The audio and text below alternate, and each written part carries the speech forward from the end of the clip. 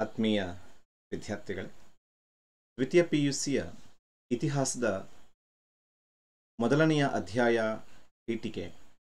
ಈ ಪೀಠಿಕೆಯ ಭಾಗದಲ್ಲಿ ನಾವಿವತ್ತು ಒಂದು ಮುಖ್ಯವಾದಂತಹ ವಿಷಯವನ್ನು ಚರ್ಚೆ ಮಾಡೋಣ.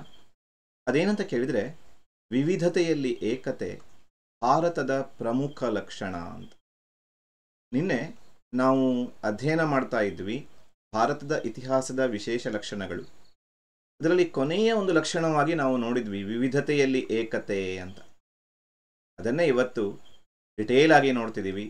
ವಿವಿಧತೆಯಲ್ಲಿ ಏಕತೆ ಭಾರತದ ಒಂದು ವಿಶೇಷವಾದಂತಹ ಲಕ್ಷಣ. ಇದಕ್ಕೆ ಕಾರಣಗಳೇನು ಅಥವಾ ಇದರ ಹಿನ್ನೆಲೆ ಏನು, ಇದನ್ನು ಬಹಳ ಡಿಟೇಲ್ ಆಗಿ ನೋಡ್ತಾ ಹೋಗುವಂತಹ ಒಂದು ಸಂದರ್ಭ. ಭಾರತ ಅನೇಕ ವೈವಿಧ್ಯತೆಗಳನ್ನು ಹೊಂದಿದೆ. ಈ ವೈವಿಧ್ಯತೆಗಳನ್ನು ಹೊಂದಿರುವಂತಹ ನಮ್ಮ ದೇಶದಲ್ಲಿ ವಿವಿಧತೆ ಎಷ್ಟಿದೆಯೋ ಅಷ್ಟೇ ಕೂಡ ನಮ್ಮ ದೇಶದಲ್ಲಿ ಏಕತೆ ಕೂಡ ಇದೆ. ಇದು ಭಾರತದ ಇತಿಹಾಸದ ಬಹಳ ವಿಶೇಷವಾದಂತಹ ಲಕ್ಷಣ. ಇದನ್ನು ವಿಶ್ಲೇಷಿಸಿ ಅಂತ ಕೇಳ್ತಾರೆ. ನಾವಿದನ್ನು ವಿಶ್ಲೇಷಿಸುವ ಪೂರ್ವದಲ್ಲಿ ಮೊದಲೇನು ಮಾಡಬೇಕು ಅಂತಂದರೆ, ಏನೆಲ್ಲ ವಿವಿಧತೆಯ ಕ್ಷೇತ್ರಗಳಿದಾವೆ ಅನ್ನೋದನ್ನು ಮೊದಲು ನಾವು ತಿಳ್ಕೋಬೇಕು. ವಿವಿಧತೆಯ ಕ್ಷೇತ್ರಗಳು ಯಾವ್ಯಾವುದು, ಎಲ್ಲೆಲ್ಲಿ ವಿವಿಧತೆ ಇದೆ ಅಂತ. ವಿವಿಧತೆಯ ಕ್ಷೇತ್ರಗಳನ್ನು ನಾವು ತಿಳ್ಕೊತಾ ಬರುವಾಗ ಮೊದಲನೇ ಪಾಯಿಂಟಿಗೆ ಬರ್ತೀವಿ. ಭಾರತದಲ್ಲಿ ಭೌಗೋಳಿಕವಾದಂತಹ ಒಂದು ವೈವಿಧ್ಯತೆ ಇದೆ ಅಂತ. ಇದನ್ನು ಮೊದಲನೆಯ ಪಾಯಿಂಟ್ ಆಗಿ ನಾವು ನೋಡೋಣ. ಭೌಗೋಳಿಕವಾದಂತಹ ವೈವಿಧ್ಯತೆ ನಮ್ಮ ದೇಶದಲ್ಲಿ ಇದೆ ಅಂತ ನೋಡ್ತೀವಿ.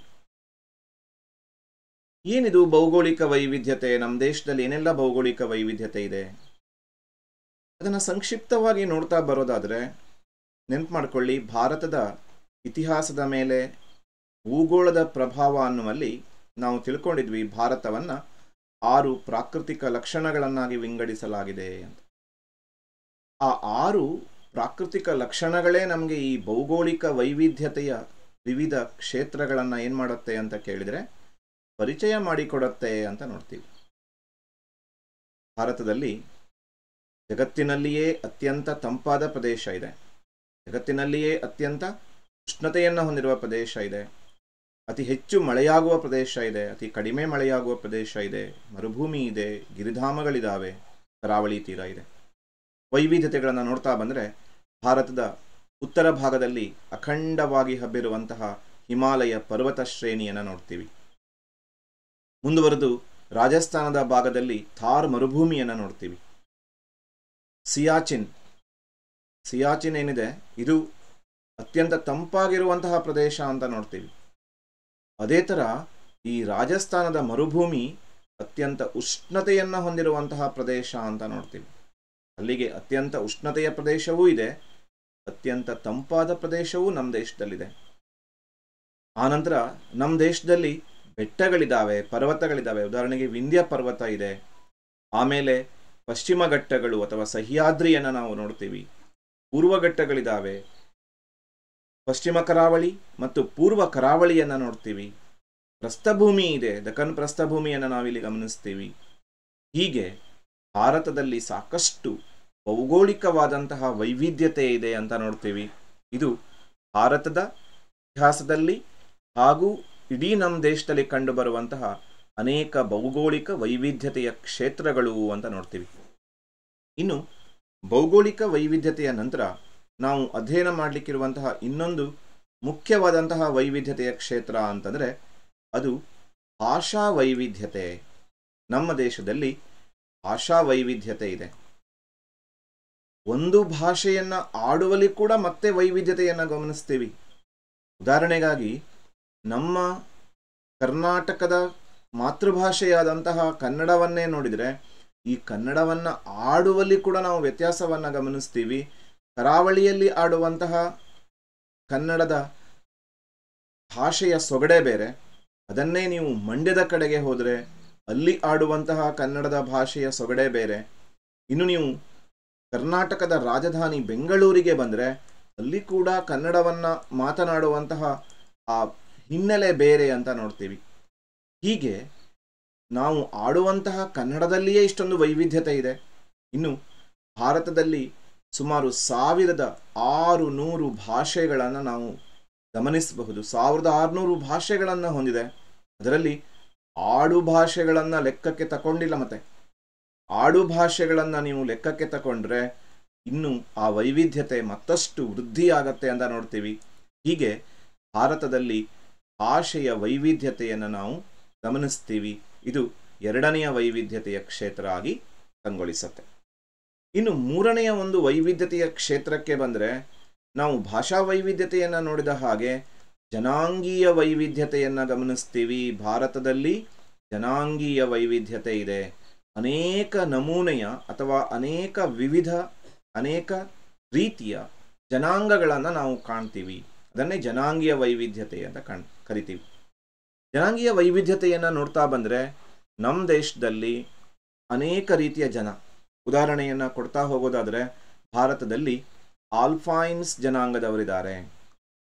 ಈ ಆಲ್ಫೈನ್ಸ್ ಜನಾಂಗದವರನ್ನು ನಾವು ಗಮನಿಸಬಹುದು.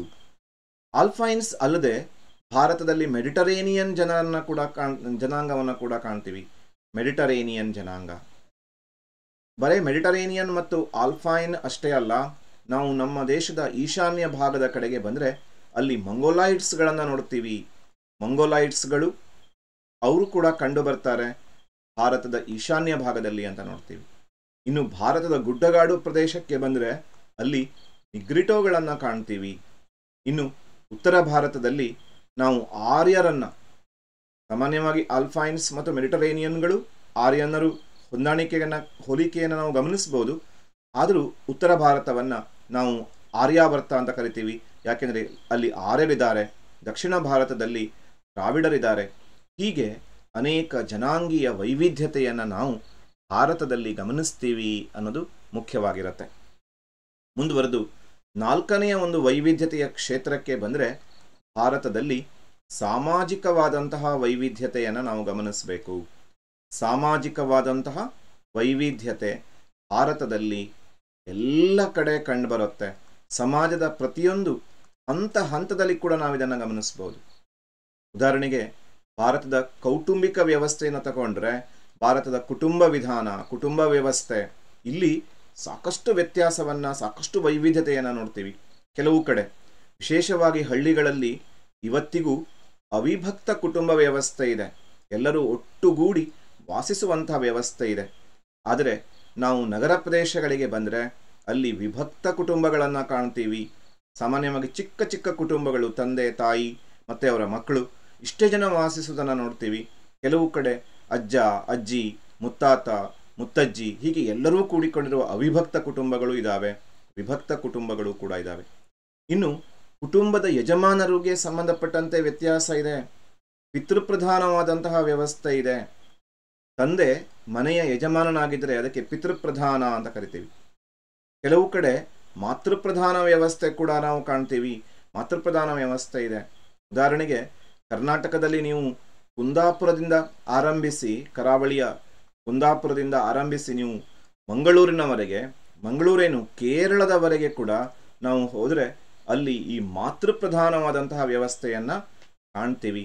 ಪಿತೃಪ್ರಧಾನ ವ್ಯವಸ್ಥೆ ಇದೆ, ಮಾತೃಪ್ರಧಾನ ವ್ಯವಸ್ಥೆ ಇದೆ. ವಿವಾಹಕ್ಕೆ ಸಂಬಂಧಪಟ್ಟಂತೆ ಮತ್ತೆ ಬಹುತೇಕ ಏಕಪತ್ನಿತ್ವ ಬಹಳ ಜನಪ್ರಿಯವಾದಂತಹ ವೈವಾಹಿಕ ವ್ಯವಸ್ಥೆ ಆದರೂ ಕೂಡ ಕೆಲವು ಕಡೆ ನಾವು ಬಹುಪತ್ನಿತ್ವವನ್ನು ಕೂಡ ನೋಡ್ತೀವಿ.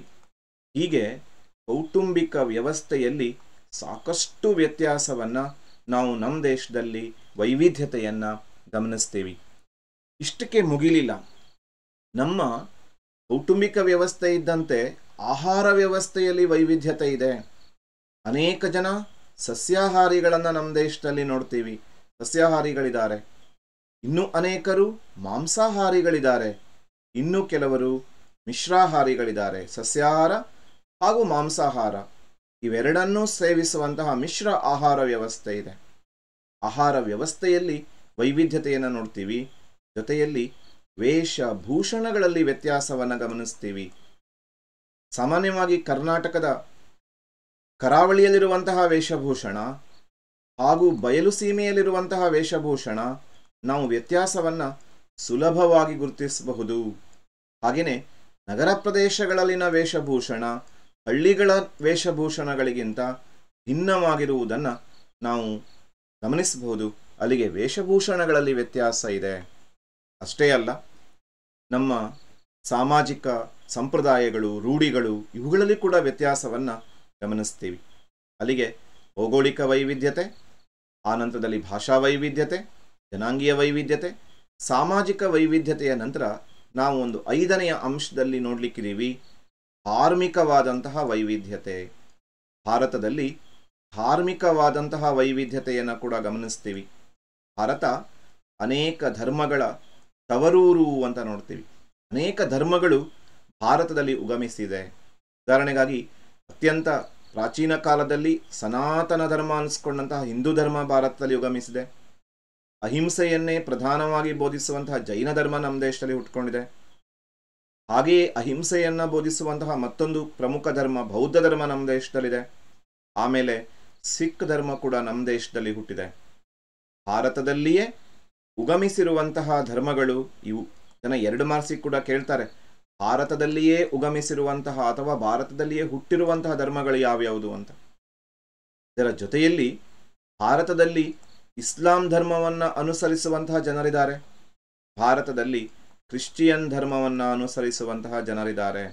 ಹೀಗೆ ಇಸ್ಲಾಂ ಕೂಡ ನಮ್ಮ ದೇಶದಲ್ಲಿದೆ, ಕ್ರಿಶ್ಚಿಯಾನಿಟಿ ಅಥವಾ ಕ್ರಿಶ್ಚಿಯನ್ನರು ಕೂಡ ನಮ್ಮ ದೇಶದಲ್ಲಿದ್ದಾರೆ. ಹೀಗೆ ಹಲವಾರು ಧರ್ಮಗಳನ್ನು ಹೊಂದಿರುವ ದೇಶ ನಮ್ಮದು. ಧಾರ್ಮಿಕವಾದಂತಹ ವೈವಿಧ್ಯತೆಯನ್ನು ನಾವು ಗಮನಿಸಬಹುದು. ಇನ್ನು ಮುಂದುವರೆದು ನಮ್ಮ ದೇಶದಲ್ಲಿ ಆರ್ಥಿಕವಾದಂತಹ ವೈವಿಧ್ಯತೆ ಇದೆ. ಇದು ವೈವಿಧ್ಯತೆಯಲ್ಲಿ ನಾವು ಗಮನಿಸುವಂತಹ ಒಂದು ಕೊನೆಯ ಅಂಶ. ಆರ್ಥಿಕವಾದಂತಹ ವೈವಿಧ್ಯತೆ ನಮ್ಮ ದೇಶದಲ್ಲಿ ಇದೆ. ಏನು ಆರ್ಥಿಕ ವೈವಿಧ್ಯತೆ ಇದೆ ನಮ್ಮ ದೇಶದಲ್ಲಿ? ನಮ್ಮ ದೇಶದಲ್ಲಿ ನೀವು ಗಮನಿಸಿದರೆ ಅತ್ಯಂತ ಶ್ರೀಮಂತರಿದ್ದಾರೆ, ಭಾರತದಲ್ಲಿ ಅತ್ಯಂತ ಸಿರಿವಂತರಿದ್ದಾರೆ. ಅಂಬಾನಿಯಂತಹ ಶ್ರೀಮಂತರಿದ್ದಾರೆ, ಅದಾನಿಯಂತಹ ಶ್ರೀಮಂತರಿದ್ದಾರೆ, ಹಾಗೂ ಉಳಿಲಿಕ್ಕೆ ಒಂದು ಮನೆಯೂ ಇಲ್ಲದಂತಹ ಬಡವರೂ ನಮ್ಮ ದೇಶದಲ್ಲಿದ್ದಾರೆ. ನಮ್ಮ ದೇಶದಲ್ಲಿ ನಗರ ಪ್ರದೇಶಗಳನ್ನು ನೋಡಿದ್ರೆ ಅವು ಸಾಕಷ್ಟು ಅಭಿವೃದ್ಧಿಯನ್ನು ಹೊಂದಿವೆ. ಅಭಿವೃದ್ಧಿಯನ್ನು ಹೊಂದಿರುವ ಪ್ರದೇಶಗಳಿದ್ದಾವೆ, ಅಭಿವೃದ್ಧಿಯನ್ನು ಕಾಣದ ಪ್ರದೇಶಗಳು ಅಂದರೆ ಹಿಂದುಳಿದ ಪ್ರದೇಶಗಳು ನಮ್ಮ ದೇಶದಲ್ಲಿದ್ದಾವೆ. ಒಂದು ಕಡೆ ನಾವು ನಗರಗಳನ್ನು ನೋಡ್ತೀವಿ, ಆ ನಗರಗಳ ಅಕ್ಕಪಕ್ಕದಲ್ಲಿಯೇ ನಾವು ಕೊಳೆಗೇರಿಗಳನ್ನು ಕೂಡ ನೋಡ್ತೀವಿ. ಹೀಗೆ ಆರ್ಥಿಕವಾದಂತಹ ವೈವಿಧ್ಯತೆಯನ್ನು ನಾವು ನಮ್ಮ ದೇಶದಲ್ಲಿ ಗಮನಿಸ್ತೀವಿ. ಹೀಗೆ ವೈವಿಧ್ಯತೆಯ ಕ್ಷೇತ್ರಗಳನ್ನೆಲ್ಲ ನಾವು ವಿಶ್ಲೇಷಿಸಿದ ಮೇಲೆ ಈ ವೈವಿಧ್ಯತೆಗಳ ನಡುವೆ ನಮ್ಮ ದೇಶ ಏನು ಏಕತೆಯನ್ನು ಹೊಂದಿದೆ ಅದನ್ನು ನಾವು ಏಕತೆಯ ಶಕ್ತಿಗಳು ಅಂತ ಕರಿತೀವಿ. ಯಾವ್ಯಾವುದು ಈ ಏಕತೆಯ ಶಕ್ತಿಗಳು? ಈ ವೈವಿಧ್ಯತೆಗಳ ನಡುವೆ ನಮ್ಮನ್ನು ಒಟ್ಟುಗೂಡಿಸಿದ ಅಂಶ ಯಾವ್ಯಾವುದು ಅನ್ನೋದನ್ನು ಈ ಏಕತೆಯ ಶಕ್ತಿಗಳು ಅನ್ನುವಲ್ಲಿ ನೋಡ್ತೀವಿ. ಈ ಏಕತೆಯ ಶಕ್ತಿಯಲ್ಲಿ ಮೊದಲನೆಯ ಅಂಶವಾಗಿ ನಾವು ತಿಳ್ಕೊಳ್ಳಿಕ್ಕಿದ್ದೀವಿ ಭೌಗೋಳಿಕ ಏಕತೆ ಅಂತ. ಭೌಗೋಳಿಕ ಏಕತೆ ಆಗಲೇ ನಾವು ನೋಡಿದ್ವಿ ಭೌಗೋಳಿಕ ವೈವಿಧ್ಯತೆ ಅಂತ. ಈಗ ನೋಡ್ತಾ ಇದ್ದೀವಿ ಭೌಗೋಳಿಕ ಏಕತೆ. ಏನು ಇದು ಅಂತ ನಿಮಗೆ ಸ್ವಲ್ಪ ಗೊಂದಲ ಉಂಟಾಗ್ಬೋದು. ಆಗಲೇ ನಾವು ವೈವಿಧ್ಯತೆಯನ್ನು ನೋಡ್ತಾ ಭೌಗೋಳಿಕ ವೈವಿಧ್ಯತೆ, ಭಾರತದಲ್ಲಿ ಕರಾವಳಿ ತೀರ ಪ್ರದೇಶ ಇದೆ, ಭಾರತದಲ್ಲಿ ದಖನ್ ಪ್ರಸ್ಥಭೂಮಿ ಇದೆ, ಭಾರತದಲ್ಲಿ ಮರುಭೂಮಿ ಇದೆ, ಭಾರತದಲ್ಲಿ ಪರ್ವತಗಳಿದ್ದಾವೆ, ಗಿರಿಧಾಮಗಳಿದ್ದಾವೆ. ಹೀಗೆಲ್ಲ ನಾವು ಭೌಗೋಳಿಕ ವೈವಿಧ್ಯತೆಯನ್ನು ಪಟ್ಟಿ ಮಾಡ್ತಾ ಬಂದ್ವಿ. ಈಗ ಈ ಭೌಗೋಳಿಕ ಏಕತೆಯ ನಡುವೆ, ಭೌಗೋಳಿಕ ವೈವಿಧ್ಯತೆಯ ನಡುವೆ ನಾವು ಭೌಗೋಳಿಕ ಏಕತೆಯನ್ನು ಹೇಳಲಿಕ್ಕಿದ್ದೀವಿ. ಏನು ಏಕತೆ ಇದೆ ಭೌಗೋಳಿಕವಾಗಿ ಭಾರತಕ್ಕೆ? ಒಂದು ಸಲ ವಿಷ್ಣು ಪುರಾಣದ ಶ್ಲೋಕವನ್ನು ನೆನಪು ಮಾಡ್ಕೊಳ್ಳಿ.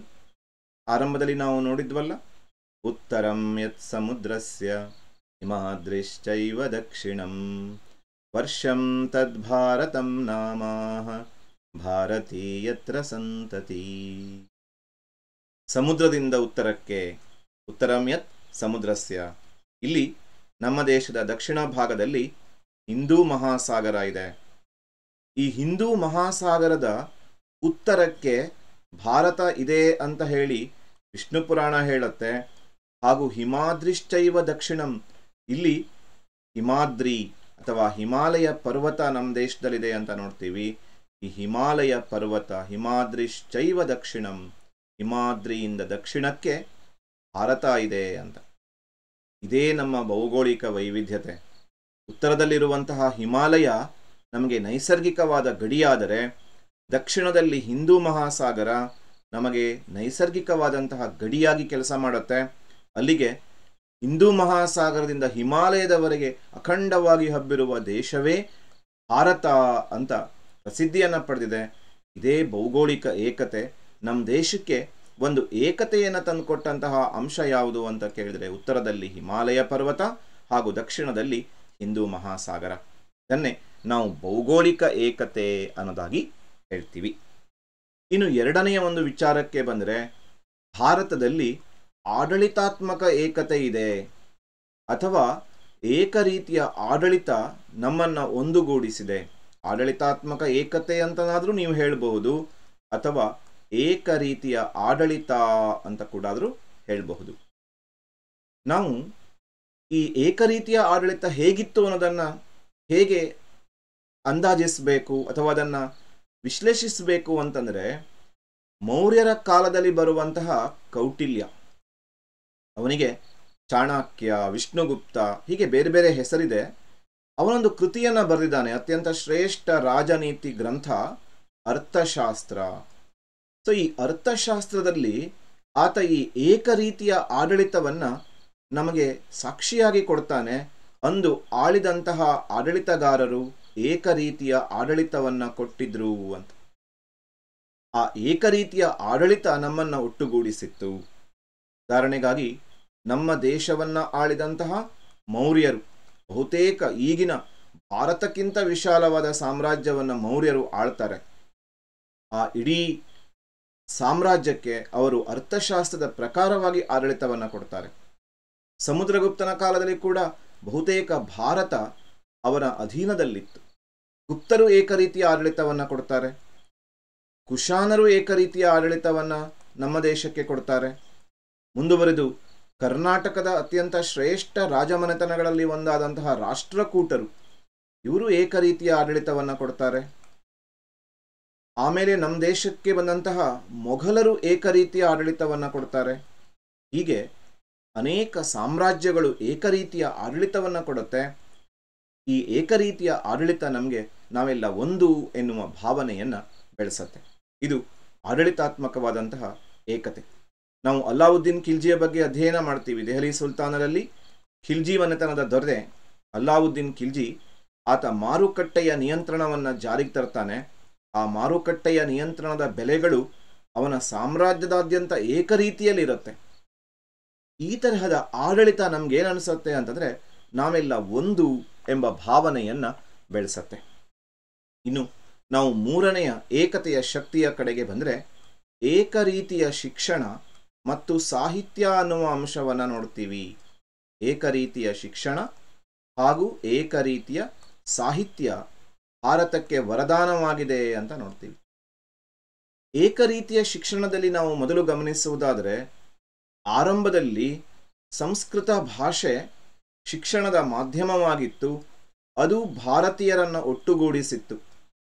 ಪಾಲಿ ಮತ್ತು ಪ್ರಾಕೃತಗಳು ಜನರಾಡುವ ಭಾಷೆಗಳಾಗಿ ಅವರನ್ನು ಒಟ್ಟುಗೂಡಿಸಿತ್ತು. ಪಾಲಿ ಮತ್ತು ಪ್ರಾಕೃತ, ಸಂಸ್ಕೃತ ಶಿಕ್ಷಣದ ಮಾಧ್ಯಮವಾಗಿ ಜನರನ್ನು ಒಟ್ಟುಗೂಡಿಸಿತ್ತು. ಆ ನಂತರದಲ್ಲಿ ಸಂಸ್ಕೃತದ ಪಾತ್ರವನ್ನು ಮಧ್ಯಯುಗದಲ್ಲಿ ಪರ್ಷಿಯನ್ ಭಾಷೆ ಈಡೇರಿಸುತ್ತೆ. ಅದು ಭಾರತೀಯರನ್ನು ಶಿಕ್ಷಣದ ಮಾಧ್ಯಮವಾಗಿ ಒಟ್ಟುಗೂಡಿಸುತ್ತೆ. ಆಮೇಲೆ ಬ್ರಿಟಿಷರು ನಮ್ಮ ದೇಶದ ಬಂದ ಮೇಲೆ ಇಂಗ್ಲಿಷ್ ಭಾಷೆ ಸಂಪರ್ಕದ ಭಾಷೆಯಾಗಿ ಹಾಗೂ ಶಿಕ್ಷಣದ ಮಾಧ್ಯಮವಾಗಿ ಕೂಡ ಭಾರತೀಯರನ್ನು ಒಟ್ಟುಗೂಡಿಸುತ್ತೆ. ಅಲ್ಲಿಗೆ ಏಕರೀತಿಯ ಶಿಕ್ಷಣ ಮತ್ತು ಸಾಹಿತ್ಯದಲ್ಲಿ ಆರಂಭದಲ್ಲಿ ಸಂಸ್ಕೃತ ಭಾಷೆ, ತದನಂತರದಲ್ಲಿ ಪರ್ಷಿಯನ್ ಭಾಷೆ ಹಾಗೂ ತದನಂತರದಲ್ಲಿ ಇಂಗ್ಲಿಷ್ ಭಾಷೆ ಮತ್ತು ಈಗ ಸಾಮಾನ್ಯವಾಗಿ ಹಿಂದಿ ಭಾಷೆ ಕೂಡ ಭಾರತೀಯರನ್ನು ಒಟ್ಟುಗೂಡಿಸುವಲ್ಲಿ ಪ್ರಮುಖ ಪಾತ್ರವನ್ನು ವಹಿಸ್ತಾ ಇದೆ ಅಂತ ನೋಡ್ತೀವಿ. ಇನ್ನು ಸಾಹಿತ್ಯಕ್ಕೆ ಬಂದರೆ, ನಮ್ಮನ್ನು ಒಟ್ಟುಗೂಡಿಸಿದಂತಹ ಸಾಹಿತ್ಯಗಳು ಯಾವ್ಯಾವುದು ಅಂತ ಕೇಳಿದರೆ, ವೈದಿಕ ಸಂಸ್ಕೃತಿಯ ಕಾಲಕ್ಕೆ ಬಂದರೆ ಅತ್ಯಂತ ಸಮೃದ್ಧವಾದಂತಹ ವೈದಿಕ ಸಾಹಿತ್ಯ, ಅದರಲ್ಲಿ ವೇದಗಳಿದ್ದಾವೆ, ಉಪನಿಷತ್ತುಗಳಿದ್ದಾವೆ, ಪುರಾಣಗಳಿದ್ದಾವೆ. ಆ ವೈದಿಕ ಸಾಹಿತ್ಯ ಭಾರತೀಯರನ್ನು ಒಟ್ಟುಗೂಡಿಸಿತ್ತು. ಆಮೇಲೆ 2 ಮಹಾಕಾವ್ಯಗಳು ಭಾರತೀಯರನ್ನು ಒಟ್ಟುಗೂಡಿಸಿತ್ತು. ಇದರಲ್ಲಿ ಒಂದು ರಾಮಾಯಣ ಆದರೆ ಇನ್ನೊಂದು ಮಹಾಭಾರತ. ಇವೆರಡೂ ಕೂಡ ಭಾರತೀಯರನ್ನ ಒಟ್ಟುಗೂಡಿಸುವಲ್ಲಿ ಪ್ರಮುಖ ಪಾತ್ರವನ್ನು ವಹಿಸಿತ್ತು ಅಂತ ನೋಡ್ತೀವಿ. ವೈದಿಕ ಸಾಹಿತ್ಯದ ನಂತರ ಮಹಾಕಾವ್ಯಗಳ ಪ್ರಭಾವವನ್ನು ನೋಡ್ತೀವಿ. ಹಾಗೂ ಭಾರತೀಯರನ್ನ ಒಟ್ಟುಗೂಡಿಸಿದ ಇನ್ನೊಂದು ಪ್ರಮುಖ ಅಂಶ ಯಾವುದು ಅಂತ ಕೇಳಿದ್ರೆ ಭಗವದ್ಗೀತೆ. ಭಗವದ್ಗೀತೆ ಕೂಡ ಭಾರತೀಯರನ್ನ ಒಟ್ಟುಗೂಡಿಸಿತ್ತು. ಹೀಗೆ ಏಕರೀತಿಯ ಶಿಕ್ಷಣ ಮತ್ತು ಸಾಹಿತ್ಯ ಭಾರತೀಯರನ್ನ ಒಂದುಗೂಡಿಸುವ ಪ್ರಮುಖ ಶಕ್ತಿಯಾಗಿತ್ತು ಅಂತ ನೋಡ್ತೀವಿ. ಇನ್ನು ನಾಲ್ಕನೆಯ ಒಂದು ಅಂಶಕ್ಕೆ ಬಂದರೆ ಏಕತೆಯ ಶಕ್ತಿಯಲ್ಲಿ ಸಾಮಾಜಿಕ ಮತ್ತು ಧಾರ್ಮಿಕ ಸಭೆ ಸಮಾರಂಭಗಳು ಅಂತ. ಸಾಮಾಜಿಕ ಮತ್ತು ಧಾರ್ಮಿಕ ಸಭೆ ಸಮಾರಂಭಗಳು ಇವು ಭಾರತೀಯರನ್ನ ಒಟ್ಟುಗೂಡಿಸುವಲ್ಲಿ ಪ್ರಮುಖ ಪಾತ್ರವನ್ನು ವಹಿಸಿವೆ. ಅನೇಕ ಸಾಮಾಜಿಕ ಸಮಾರಂಭಗಳು, ಉದಾಹರಣೆಗೆ ಯಾವುದೋ ಒಂದು ಶಾಲೆಯಲ್ಲಿ ಪಾಲಕರ ಸಭೆ ನಡೆಯುತ್ತೆ, ಶೈಕ್ಷಣಿಕ ಚರ್ಚೆ ಮಾಡುವ ಸಲುವಾಗಿ ಪಾಲಕ ಸಭೆ ನಡೆಯುತ್ತೆ, ಯಾವುದೋ ಒಂದು ವಿಚಾರಗೋಷ್ಠಿ ನಡೆಯುತ್ತೆ, ಯಾವುದೋ ಒಂದು ಸಾಮಾಜಿಕವಾದಂತಹ ಕಾರ್ಯಕ್ರಮ, ಸಾಮೂಹಿಕವಾದಂತಹ ಯಾವುದೋ ಒಂದು ಕಾರ್ಯಕ್ರಮ ನಡೆಯುತ್ತೆ, ಅಥವಾ ಧಾರ್ಮಿಕ ಕಾರ್ಯಕ್ರಮಗಳು ನಡೆಯುತ್ತೆ. ಉದಾಹರಣೆಗೆ ಎಲ್ಲೋ ಒಂದು ಕಡೆ ಒಂದು ಮದುವೆ ನಡೆಯುತ್ತೆ, ಎಲ್ಲೋ ಒಂದು ಕಡೆ ಮನೆ ಪ್ರವೇಶ ಇರುತ್ತೆ ಅಥವಾ ಗೃಹ ಪ್ರವೇಶ ಇರುತ್ತೆ, ಅಥವಾ ಯಾವುದೋ ಒಂದು ಕಡೆ ಒಂದು ಮುಂಜಿ ಇರುತ್ತೆ. ಹೀಗೆ ಅನೇಕ ಸಾಮಾಜಿಕ ಮತ್ತು ಧಾರ್ಮಿಕ ಸಮಾರಂಭಗಳು ನಡೀತಾ ಇರುತ್ತೆ. ಈ ಸಮಾರಂಭಗಳಲ್ಲಿ ಎಲ್ಲರೂ ಭಾಗವಹಿಸ್ತಾರೆ, ಎಲ್ಲ ರೀತಿಯ ಜನ ಎಲ್ಲರೂ ಭಾಗವಹಿಸ್ತಾರೆ, ವಿವಿಧ ಧರ್ಮಗಳ ಜನ ಭಾಗವಹಿಸ್ತಾರೆ. ಸಾಮಾಜಿಕವಾಗಿ ಬೇರೆ ಬೇರೆ ಸ್ತರಗಳಲ್ಲಿರುವ, ಬೇರೆ ಬೇರೆ ಆಹಾರ ಪದ್ಧತಿಯನ್ನು ಹೊಂದಿರುವ, ಬೇರೆ ಬೇರೆ ವೇಷಭೂಷಣಗಳನ್ನು ಹೊಂದಿರುವ ಎಲ್ಲರೂ ಭಾಗವಹಿಸ್ತಾರೆ. ಹಾಗೂ ಅನೇಕ ಧರ್ಮೀಯರು ಕೂಡ ಭಾಗವಹಿಸ್ತಾರೆ. ಅವರೆಲ್ಲ ಒಟ್ಟಿಗೆ ಸೇರ್ತಾರೆ, ಒಟ್ಟಿಗೆ ಅವರು ಸಾಮೂಹಿಕವಾಗಿ ಸಹಭೋಜನವನ್ನು ಮಾಡ್ತಾರೆ, ಊಟವನ್ನು ಸೇವಿಸ್ತಾರೆ, ಉಪಹಾರವನ್ನು ಮಾಡ್ತಾರೆ, ಚರ್ಚೆ ಮಾಡ್ತಾರೆ. ಅವರೆಲ್ಲ ಸೇರಿ ಯಾವುದೋ ಒಂದು ವಿಚಾರಗೋಷ್ಠಿಯಲ್ಲಿ ಚರ್ಚೆಯನ್ನು ಮಾಡ್ತಾರೆ, ಪಾಲಕರ ಸಭೆಯಲ್ಲಿ ಚರ್ಚಿಸ್ತಾರೆ. ಈ ಸಭೆ ಸಮಾರಂಭಗಳಲ್ಲಿ ನಾವು ನಮ್ಮ ವೈವಿಧ್ಯತೆಯನ್ನು ಮರೆತು ನಾವೆಲ್ಲರೂ ಒಟ್ಟಾಗಿ ಆ ಸಭೆ ಸಮಾರಂಭಗಳಲ್ಲಿ ಪಾಲ್ಗೊಳ್ತೀವಿ. ಅದು ನಮ್ಮಲ್ಲಿ ನಾವೆಲ್ಲರೂ ಮೊದಲು ಭಾರತೀಯರು ಎಂಬಂತಹ ಪ್ರಜ್ಞೆಯನ್ನು ಬೆಳೆಸುತ್ತೆ ಅನ್ನೋದನ್ನು ನೋಡ್ತೀವಿ. ಇನ್ನು ಮುಂದೆ ಕೊನೆಯ ಒಂದು ಅಂಶ, ಏಕತೆಯ ಶಕ್ತಿಯಲ್ಲಿ ಐದನೆಯ ಅಂಶ ಅದೇನಂತ ಕೇಳಿದ್ರೆ ಇತ್ತೀಚಿನ ಬದಲಾವಣೆಗಳು ಅಂತ. ಏನಿದು ಇತ್ತೀಚಿನ ಬದಲಾವಣೆಗಳು? ಇತ್ತೀಚಿನ ಬದಲಾವಣೆಗಳಿಗೂ ಏಕತೆಗೂ ಏನು ಸಂಬಂಧ? ಇದನ್ನು ನಾವು ಚರ್ಚೆ ಮಾಡೋದಾದರೆ ಇವತ್ತು ನಮಗೆ ಮೂಲಭೂತವಾದಂತಹ ಆಧಾರ ಯಾವುದು ಅಂತ ಕೇಳಿದರೆ ಸಂವಿಧಾನ. ಈ ಸಂವಿಧಾನವನ್ನು ನಾವು ಸ್ವಾತಂತ್ರ್ಯ ನಂತರ ಅಳವಡಿಸಿಕೊಂಡ ಮೇಲೆ ನಮಗೆ ಅತ್ಯಂತ ಶ್ರೇಷ್ಠವಾದಂತಹ, ನಮಗೆ ಮಾರ್ಗದರ್ಶನ ಮಾಡುವಂತಹ, ಪ್ರತಿಯೊಂದು ಹಂತದಲ್ಲಿಯೂ ಹೆಜ್ಜೆ ಹೆಜ್ಜೆಗೂ ನಮ್ಮನ್ನು ತಿದ್ದುವಂತಹ, ಮಾರ್ಗದರ್ಶನ ನೀಡುವಂತಹ ಒಂದು ಕೃತಿಯೇ ಸಂವಿಧಾನ. ಅತ್ಯಂತ ಶ್ರೇಷ್ಠ ಶಾಸನ ಅದು. ಈ ಸಂವಿಧಾನಕ್ಕೆ ಅನುಗುಣವಾಗಿ ಇವತ್ತು ನಮ್ಮ ದೇಶದಲ್ಲಿ ಆಡಳಿತ ನಡೀತಾ ಇದೆ.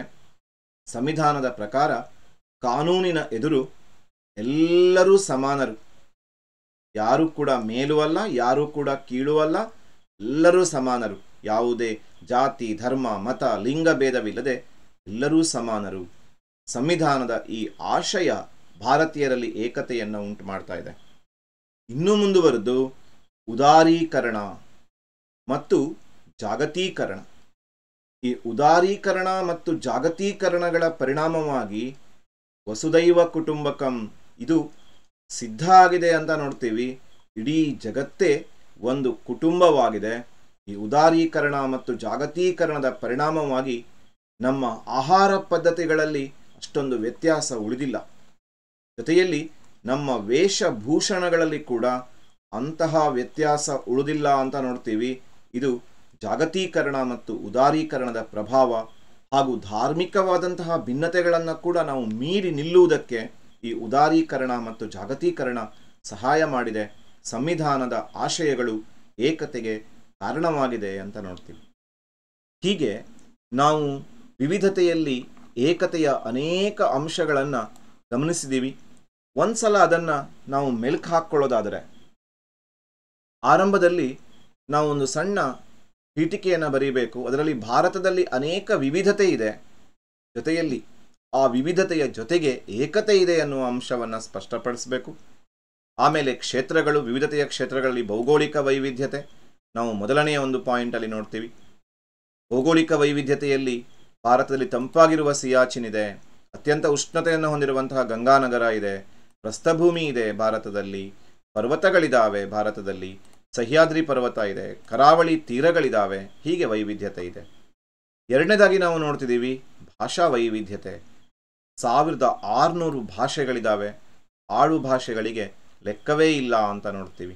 ಒಂದು ಭಾಷೆಯನ್ನು ಆಡುವಲ್ಲಿ ಕೂಡ ಭಿನ್ನತೆ ಇದೆ ಅಂತ ನೋಡ್ತೀವಿ. ಇನ್ನು ಮೂರನೆಯ ವ್ಯತ್ಯಾಸದಲ್ಲಿ ಅಥವಾ ಮೂರನೆಯ ವೈವಿಧ್ಯತೆಯಲ್ಲಿ ಜನಾಂಗೀಯ ವೈವಿಧ್ಯತೆ. ಅನೇಕ ಜನರಿದ್ದಾರೆ. ಆಲ್ಫೈನ್ಸ್ಗಳಿದ್ದಾರೆ, ನಿಗ್ರಿಟೋಗಳಿದ್ದಾರೆ, ಆರ್ಯರಿದ್ದಾರೆ, ದ್ರಾವಿಡರಿದ್ದಾರೆ, ಮಂಗೋಲೈಟ್ಸ್ಗಳಿದ್ದಾರೆ, ಮೆಡಿಟರೇನಿಯನ್ಗಳಿದ್ದಾರೆ. ನಾಲ್ಕನೇದಾಗಿ ನೋಡಿದ್ದು ಸಾಮಾಜಿಕವಾದಂತಹ ವೈವಿಧ್ಯತೆ. ಕೌಟುಂಬಿಕ ವ್ಯವಸ್ಥೆಯಲ್ಲಿ ಅವಿಭಕ್ತ ಕುಟುಂಬ ವ್ಯವಸ್ಥೆ ಇದೆ, ವಿಭಕ್ತ ಕುಟುಂಬ ವ್ಯವಸ್ಥೆ ಇದೆ, ಪಿತೃಪ್ರಧಾನ ಇದೆ, ಮಾತೃಪ್ರಧಾನ ಇದೆ, ಏಕಪತ್ನಿತ್ವ ಇದೆ, ಬಹುಪತ್ನಿತ್ವ ಇದೆ, ಸಸ್ಯಾಹಾರ ಪದ್ಧತಿ ಇದೆ, ಮಾಂಸಾಹಾರ ಇದೆ, ಮಿಶ್ರಾಹಾರ ಇದೆ, ವೇಷಭೂಷಣಗಳಲ್ಲಿ ವ್ಯತ್ಯಾಸ ಇದೆ ಅಂತ. ಇನ್ನು ಐದನೇ ವ್ಯತ್ಯಾಸ ನೋಡಿದ್ದು ಧಾರ್ಮಿಕ ವ್ಯತ್ಯಾಸಗಳು. ಭಾರತದಲ್ಲಿ ಹಿಂದೂ ಧರ್ಮ, ಜೈನ ಧರ್ಮ, ಬೌದ್ಧ ಧರ್ಮ, ಸಿಖ್ ಧರ್ಮ ಹುಟ್ಟಿದೆ, ಇಸ್ಲಾಂ ಕೂಡ ಇದೆ, ಕ್ರಿಶ್ಚಿಯನ್ ಕೂಡ ಇದೆ. ಹೀಗೆ ಹಲವು ಧರ್ಮೀಯರಿದ್ದಾರೆ ನಮ್ಮ ದೇಶದಲ್ಲಿ. ಆರ್ಥಿಕ ವೈವಿಧ್ಯತೆಯಲ್ಲಿ ಶ್ರೀಮಂತರಿದ್ದಾರೆ, ಬಡವರಿದ್ದಾರೆ, ಅಭಿವೃದ್ಧಿ ಹೊಂದಿದ ಪ್ರದೇಶ ಇದೆ, ಹಿಂದುಳಿದ ಪ್ರದೇಶ ಇದೆ, ನಗರಗಳಿದ್ದಾವೆ, ಕೊಳೆಗೇರಿಗಳಿದ್ದಾವೆ. ಆ ನಂತರ ನಾವು ಏಕತೆಯ ಶಕ್ತಿಯನ್ನು ಪರಿಚಯಿಸಬೇಕು. ಅದರಲ್ಲಿ ಭೌಗೋಳಿಕ ಏಕತೆ, ಉತ್ತರದಲ್ಲಿ ಹಿಮಾಲಯ, ದಕ್ಷಿಣದಲ್ಲಿ ಹಿಂದೂ ಮಹಾಸಾಗರ ನಮಗೆ ಏಕತೆಯನ್ನು ತಂದಿದೆ ಅಂತ ನೋಡ್ತೀವಿ. ಇದು ಭೌಗೋಳಿಕವಾದಂತಹ ಏಕತೆ ಅನ್ನೋದನ್ನು ನಾವು ಗಮನಿಸಬೇಕು. ಇನ್ನು ಆಡಳಿತಾತ್ಮಕ ಏಕತೆಗೆ ಬಂದರೆ ಕೌಟಿಲ್ಯನ ಅರ್ಥಶಾಸ್ತ್ರ ನಮಗೆ ಇದರ ಮಾಹಿತಿಯನ್ನು ಕೊಡುತ್ತೆ. ಮೌರ್ಯರು, ಗುಪ್ತರು, ಕುಶಾನರು, ರಾಷ್ಟ್ರಕೂಟರು, ಮೊಘಲರು ಇವರೆಲ್ಲ ಏಕರೀತಿಯ ಆಡಳಿತವನ್ನು ಕೊಟ್ಟರು ಅಂತ ನೋಡ್ತೀವಿ. ಏಕರೀತಿಯ ಶಿಕ್ಷಣಕ್ಕೆ ಬಂದರೆ ಆರಂಭದಲ್ಲಿ ಸಂಸ್ಕೃತ, ಆಮೇಲೆ ಪರ್ಷಿಯನ್, ಆಮೇಲೆ ಇಂಗ್ಲಿಷ್ ಭಾಷೆ ನಮ್ಮನ್ನು ಒಂದುಗೂಡಿಸಿತು. ವೈದಿಕ ಸಾಹಿತ್ಯ, ರಾಮಾಯಣ, ಮಹಾಭಾರತ, ಭಗವದ್ಗೀತೆಗಳಂತಹ ಸಾಹಿತ್ಯ ನಮ್ಮನ್ನು ಒಟ್ಟುಗೂಡಿಸ್ತು ಅಂತ ನೋಡ್ತೀವಿ. ಇನ್ನು ಸಾಮಾಜಿಕ ಮತ್ತು ಧಾರ್ಮಿಕ ಸಭೆ ಸಮಾರಂಭಗಳಲ್ಲಿ ನಮಗೆ ಎಲ್ಲರೂ ಒಟ್ಟಿಗೆ ಸೇರ್ತೀವಿ, ಎಲ್ಲ ಧರ್ಮೀಯರು ಸೇರ್ತೀವಿ, ಒಟ್ಟಿಗೆ ಊಟ, ಉಪಹಾರ, ಚರ್ಚೆಗಳನ್ನು ನಡೆಸ್ತೀವಿ, ನಮ್ಮಲ್ಲಿನ ಭೇದಗಳನ್ನು ಮರಿತೀವಿ. ಇತ್ತೀಚಿನ ಬದಲಾವಣೆಯಲ್ಲಿ ಬಹಳ ಮುಖ್ಯ ದೊಡ್ಡ ಕೊಡುಗೆ ಸಂವಿಧಾನ ಸಮಾನತೆಯನ್ನು ಪ್ರತಿಪಾದಿಸಿದೆ. ಉದಾರೀಕರಣ, ಜಾಗತೀಕರಣದಿಂದ ನಮ್ಮ ಕೌಟುಂಬಿಕ ವ್ಯತ್ಯಾಸಗಳು, ಆಹಾರ, ವೇಷಭೂಷಣ ಇತ್ಯಾದಿ ವ್ಯತ್ಯಾಸಗಳನ್ನು ನಾವು ಮರೆತು ಮುಂದಕ್ಕೆ ಸಾಗಿದೀವಿ ಅಂತ ನೋಡ್ತೀವಿ. ಇವಿಷ್ಟು ವಿವಿಧತೆಯಲ್ಲಿ ಏಕತೆ ಭಾರತದ ವಿಶೇಷ ಲಕ್ಷಣ ಎಂಬುದರ ಬಗ್ಗೆ ನಾವು ನೋಡಿದಂತಹ ಅಂಶಗಳು. ಮುಂದಿನ ಒಂದು ಭಾಗದಲ್ಲಿ ನಾವು ಕರ್ನಾಟಕದ ಇತಿಹಾಸಕ್ಕೆ ಪ್ರವೇಶಿಸ್ತೀವಿ. ಯಾಕೆಂದರೆ ಭಾರತದ ಇತಿಹಾಸವನ್ನು ನೋಡ್ತಾ ನೋಡ್ತಾ ನಾವು ಕರ್ನಾಟಕದ ಇತಿಹಾಸವನ್ನು, ಕರ್ನಾಟಕದ ವಿಶೇಷ ಉಲ್ಲೇಖವನ್ನು ಕೂಡ ನಾವು ಗಮನಿಸಬೇಕು. ಕರ್ನಾಟಕದ ಇತಿಹಾಸದಲ್ಲಿ ಕರ್ನಾಟಕ ಈ ಶಬ್ದದ ಪ್ರಾಚೀನತೆ ಏನು, ಕರ್ನಾಟಕದ ಬೇರೆ ಬೇರೆ ಹೆಸರುಗಳೇನೇನು, ಕರ್ನಾಟಕದ ಭೌಗೋಳಿಕವಾದಂತಹ ಅಥವಾ ಪ್ರಾಕೃತಿಕವಾದಂತಹ ಲಕ್ಷಣಗಳು ಯಾವ್ಯಾವುದು, ಹಾಗೆ ಕರ್ನಾಟಕವನ್ನಾಳಿದಂತಹ ವಿವಿಧ ರಾಜ ಮನೆತನಗಳು ಯಾವ್ಯಾವುದು, ಹಾಗೂ ಭಾರತದ ಅನೇಕ ಸ್ವಾತಂತ್ರ್ಯ ಸಂಗ್ರಾಮದಲ್ಲಿ ಕರ್ನಾಟಕದ ಪಾತ್ರ ಏನು, ಇವೆಲ್ಲವನ್ನು ನಾವು ಕರ್ನಾಟಕದ ಇತಿಹಾಸದ ಪ್ರವೇಶದೊಂದಿಗೆ ತಿಳ್ಕೊಳ್ಳೋಣ.